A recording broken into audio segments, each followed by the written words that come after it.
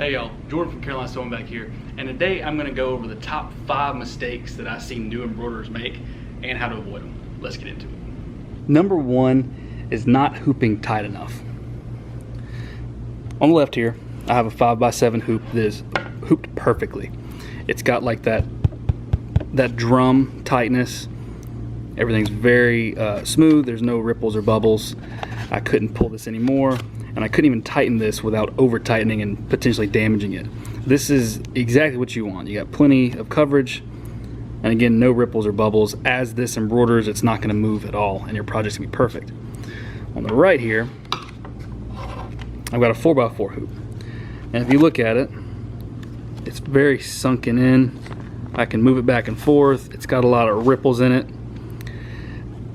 and this right here, I can still tighten a lot. I see people come in all the time that are having bunching and jamming problems, and they'll have their project and I can just take this and just turn it all day long. And that's a big problem when you get into doing embroidery, especially something that's going to be in the hoop for 10 or more minutes. As it embroiders, you can see all that movement. It's going to do that when it's embroidering. So the way to avoid this is, one, when you're hooping it, you want to make sure that you're as flat as possible when you actually insert the inner hoop. So then from the start, it's very smooth, very little ripples, and any ripples you do have, you can come here and gently pull on opposite sides. That way your hoop doesn't pop out, because that's another problem they can have. Is too loose, this inner hoop can just pop right out. So pull from opposite directions. And once you got that, you want to come in here and tighten this as much as you can. Now, you may have weaker hands, you might have carpal tunnel. A great tool to give you some peace of mind is one of these hoop drivers. This actually fits over the screw on the hoop and gives you some extra leverage so that you can tighten it. It's actually very easy to over tighten it. So once you get to that point where you can't easily turn it, you stop. And then you come and just make sure that everything, these two pieces of the hoop are flush with each other. And it's like a drum, and that's what you want right there. The second mistake that most people make is not changing your needles frequently enough, or not using the proper needle in general.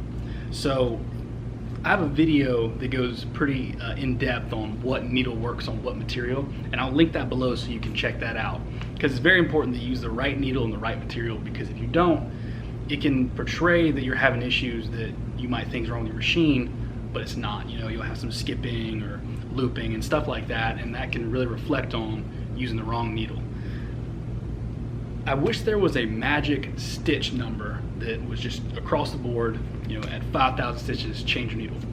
But unfortunately, it's not that simple. If you're sewing on leather or denim or t-shirts, you're gonna wear your needle out at different increments for all those. So it's hard to say exactly when to change your needles, and you will kind of gain experience as you embroider. The best way to keep track and learn how long needles last is using a needle log system like this. This is for a 6 needle machine. So if you're dealing with like a single needle flatbed embroidery machine, you wouldn't need to write 1 through 6 what needle. You would just write what style of needle, what the size was, and how many stitches was on your machine, and maybe the date if you want to be really particular. But I kind of pan through so you can see how my log goes, and you can write the different styles of needles. And this helps me because if I only use I'm using a denim needle, sewing on some jeans or something, and I only use it for 2,000 stitches, you can take that needle out and reuse it later, because that's just not enough to wear that needle down. So you're gonna have less waste, and you're gonna have a more efficient way of keeping track of your needles. The third mistake that I see a lot of people make, and this is a big one, is not cutting enough stabilizer when you hoop. So this is my 5x7 hoop. This was perfect from earlier, and it still is. This is my example. I got about 1 inch, maybe even more, of coverage excess around the hoop. You can see. What that does is it gives me plenty of contact when I have something hooped. That way stabilizer can do its job of stabilizing. Even if you're using a bigger hoop and you have a small design, you can't just run a little strip down here, because you've got to have coverage all over. It's got to be able to pull from all 4 corners. Cutting that much is not wasting it all. You're really saving yourself in the long run because you'll never have to rehoop and redo your project. You'll never have to doubt if something else is wrong because you are perfectly stabilized. This hoop right here is not done properly. You can see this big strip down here. There's a little bit here. And if I flip it around, you can see I don't even have close to an inch. You can't even see it in most cases. The only place you can even see it is right there. And that's just not enough, because stabilizer's job, again, is to stabilize. So right here, I can slip my hand in there. This has so much bounce because this is just 100% cotton.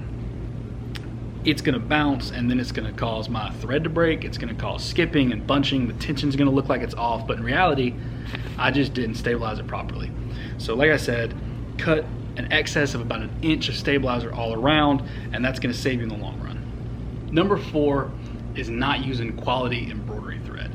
There's so much cheap stuff out there online that you can get so much thread for so little price, but the problem with it is it's very weak. So you have a lot of breakage and shredding, and then you have to bring your machine in to get that removed. Hopefully it didn't break any other parts, but it can be a real pain. I recommend getting just some better quality thread. I really recommend the Floriani. It looks good and it embroiders really good. I also like Robinson Anton and Madeira, and trust me, there's a number of other companies out there. It's not astronomically priced and it's worth it in the long run, but make sure that you're starting out and getting yourself some good quality thread. You've invested in the machine, the equipment, get something to back it up, and you'll be a lot happier. Number 5 is actually a mistake that I've seen embroiderers who have been embroidering for years make, and it's because it's kind of confusing. I'm going to be referring to the 4x4 because everybody that embroiders has this hoop, and this might not be to the decimal the same on everybody's, but this is what I'm going to use for example. 4 inches by 4 inches actually equals 3.75 by 3.75 as an actual embroidery field. This right here is your embroidery field. You can't be all the way up to the hoop because you'll cause damage, be a lot of problems there. So in reality, it's about a 1/4 in, which comes out to be a 3.75 square.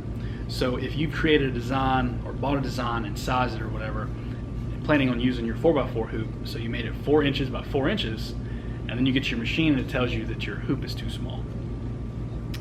The reason being is because you don't actually have the full size of the hoop to work with, whether that be a 4x4, a 5x7, a 9.5 by 14, or a 16-inch hoop. You don't have that full scale.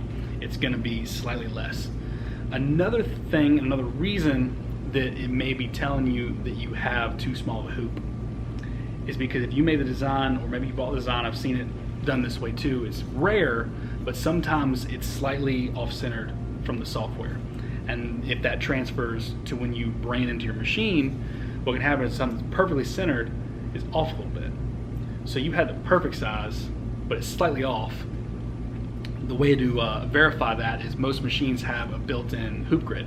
So if you're using your 4x4, 5x7, whatever, you can select the hoop, and on your screen it'll actually display a box that is your actual real live hoop size.